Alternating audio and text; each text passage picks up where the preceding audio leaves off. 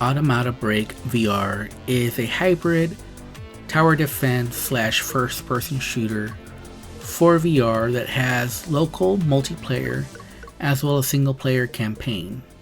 It released in early access on the Steam store September 18th, 2020 by developer Pumpkinhead Studio. It's available for all the major VR headsets. It normally retails for $20. It's currently on a release sale 15% off, and I got a free Steam key through the Steam Creator Connect program to review this game. Now, the long story short is that I'm giving a neutral recommendation for this game. The reason for that is that I found this game to be completely average in almost every way imaginable for this game type. It ran fine. I experienced zero issues while playing this game. It ran at a steady 90 frames per second.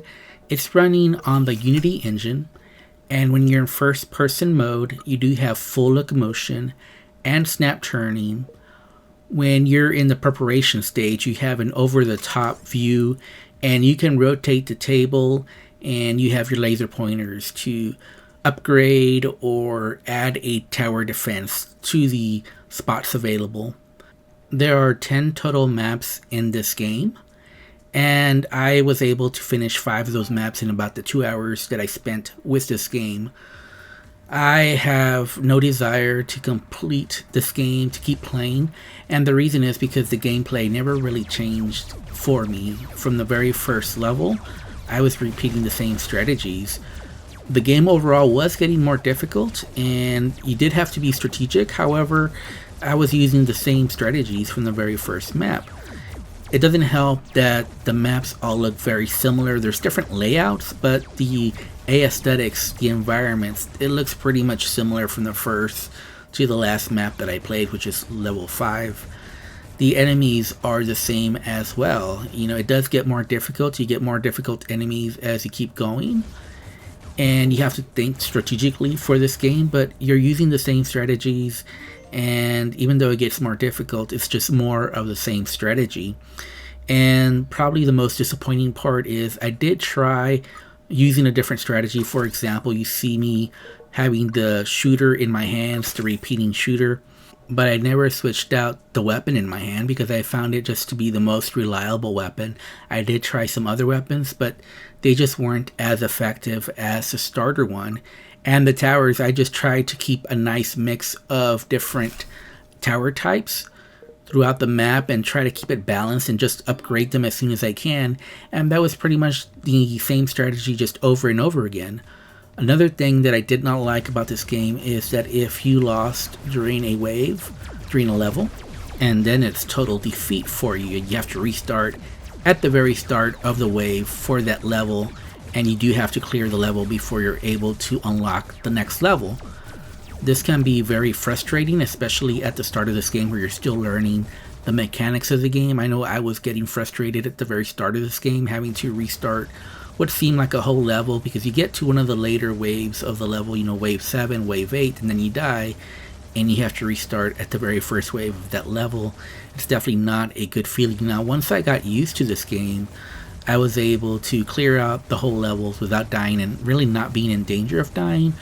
But when you're just learning the game, it can be very easy to die, especially since you can take damage very quickly in this game without even realizing it. And so you got to get a little bit of experience to know exactly when you might be in danger of your own health, because usually you're just more focused on defending your base versus your own health, and probably you losing all your health is probably the quickest way to lose in this game versus damage to your home base.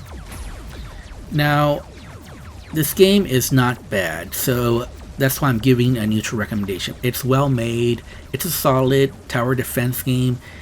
It's just that I've played much better tower defense games in VR, and nothing really stands out about this game. The level designs are a little on the bland side.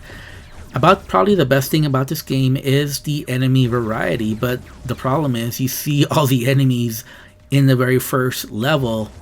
Or at least it seemed like to me that you pretty much saw all the different types of enemies within the first 2 levels. So when you get to level 3, level 4, you've already seen everything. It's just a repetition of everything that you've already seen. And even the upgrades to all your towers, you've already seen all of them.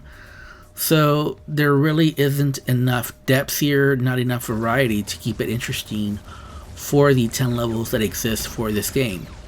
Now, this game is in early access, and the developers have promised a lot more levels. So currently there's 10 levels, they're promising 50. They're also promising different enemies and different tower types and different weapons. So this remains to be seen exactly what the future holds for this game and whether it be something I would recommend at this price point. But at this point, I'm only going to give it a 5 out of 10. It would be a buy on deep sale only, and only for fans of this genre. It's a solid made title, but it is pretty much the definition of mediocre. And there's definitely improvements that can be made to this game. It is in early access, so the developers are working on it.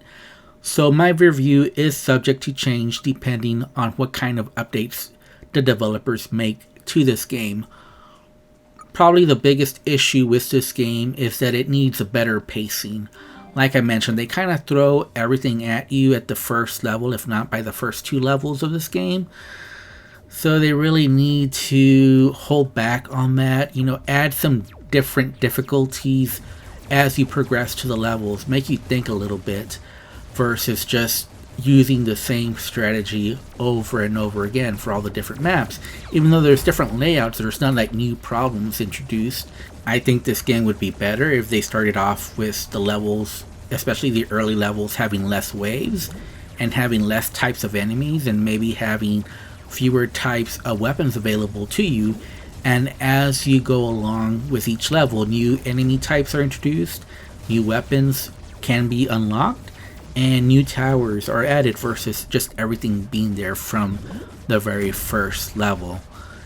And maybe as you go along, there's slowly more waves in each of those levels. I think that would make this game more interesting to play and maybe start to get you hooked on this type of gameplay.